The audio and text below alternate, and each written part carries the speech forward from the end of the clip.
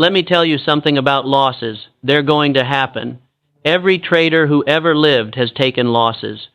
The difference between the man who ends up broke and the man who builds a fortune isn't whether he loses, it's how he loses.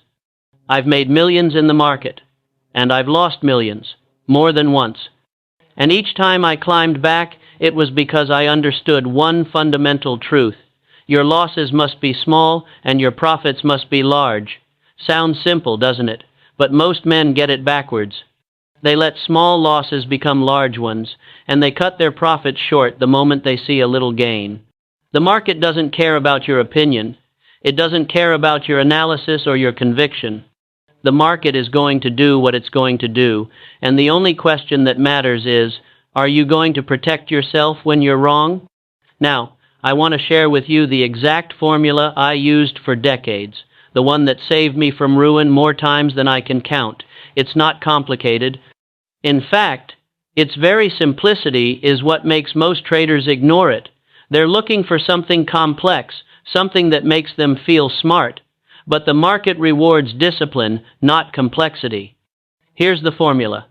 Never risk more than 10% of your capital on a single trade. And within that trade, you must know exactly where you're wrong before you enter. Not after the market moves against you. Not when you're down 20% and starting to sweat. Before you buy a single share, listen carefully. When I put on a position, I already know three things. I know where I'm getting in. I know where I'm getting out if I'm right.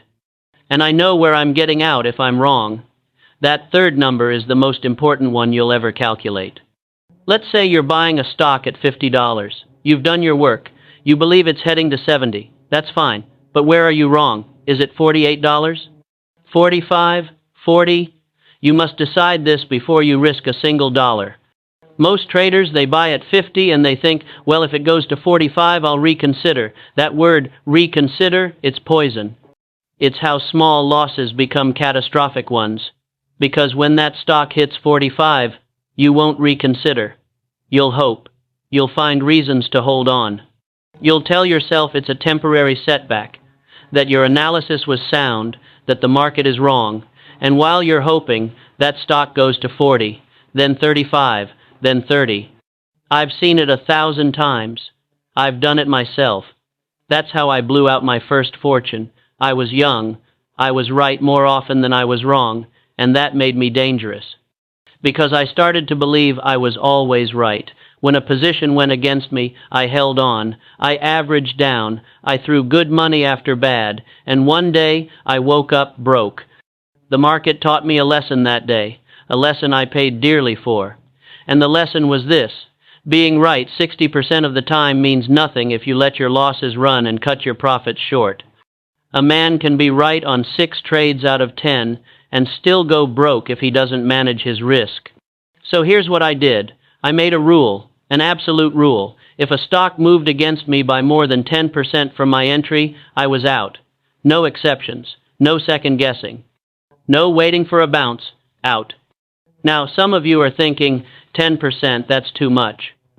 Or maybe you're thinking it's too little. But let me explain the mathematics of survival.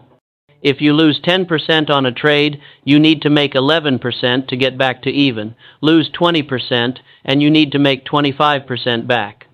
Lose 50%, and you need to make 100% just to break even. The mathematics are brutal, and they don't care about your feelings or your conviction. This is why the stop loss isn't just a tool. It's the difference between staying in the game and going home broke. But here's where most traders make their mistake. They think the stop loss is just about the percentage. It isn't. The stop loss must make sense in the context of the stock's movement. If a stock typically swings 5% in a day, a 3% stop makes no sense. You'll get shaken out on normal volatility. On the other hand, if you're buying a stable stock that barely moves, a 10% stop might be too loose. You have to study the character of your stock. Every stock has a personality. Some are wild, emotional, unpredictable. Others are steady, methodical, reliable. You wouldn't treat every person the same way, would you? Don't treat every stock the same way either. I used to watch a stock for weeks before I touched it. I'd study how it moved. how it reacted to news, how it behaved in relation to the broader market. And from that observation, I determined where my natural stop should be. Sometimes it was 7%, sometimes 12%. But it was always based on the stock's character, not my arbitrary preference. And here's another thing they won't tell you. The stop loss isn't just about protecting your capital, it's about protecting your mind. When you have a stop in place, you can think clearly. You're not consumed by fear. You're not checking the price every 5 minutes, heart pounding, palms sweating. You know your risk. You've accepted it. And that mental clarity is worth more than any technical indicator you'll ever use. I remember a trade in 1907. I was short the market, heavily short, and I was right. The market was collapsing. But even in a collapse, there are rallies. Vicious rallies that can wipe out even a correct position if you're not careful. I had my stops placed above key resistance levels. When the market rallied, my stops were hit on some positions. I took the loss without emotion, and when the market rolled over again, I re-entered at better prices. Some people called it churning. They said I was wasting money on commissions, getting stopped out and re-entering. But here's what they didn't understand. I was never wiped out. I was never forced to exit at the worst possible moment because I was desperate. I always had capital to deploy when the opportunity presented itself. That's the power of the stop loss. It keeps you in the game. Now, let me address something that's probably running through your mind. What about those times when you get stopped out and then the stock immediately reverses and goes where you thought it would? It happens. It's happened to me hundreds of times. And it's frustrating. But you know what's more frustrating?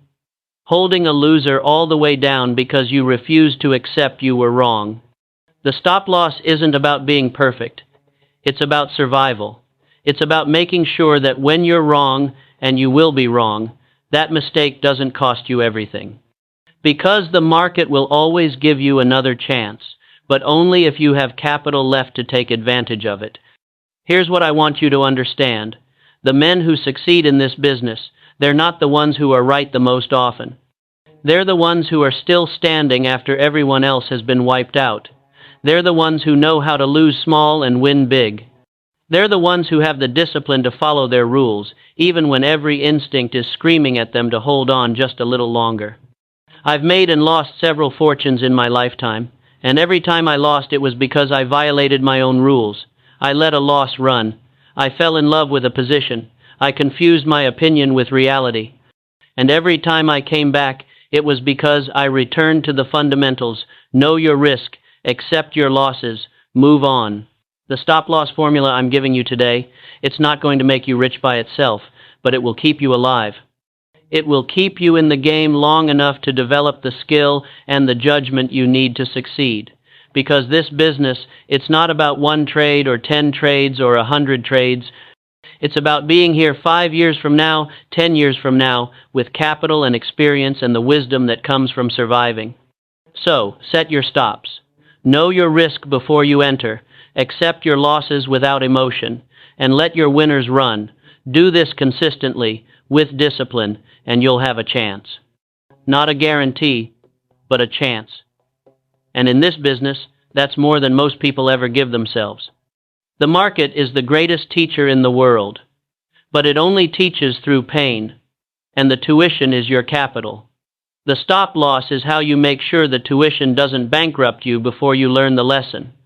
Remember this, hope is not a strategy, conviction is not a plan, and being right eventually doesn't matter if you're broke before eventually arrives. Protect your capital. It's the only ammunition you have in this war.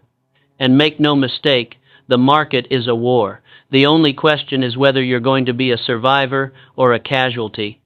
Now go set your stops, and have the discipline to honor them.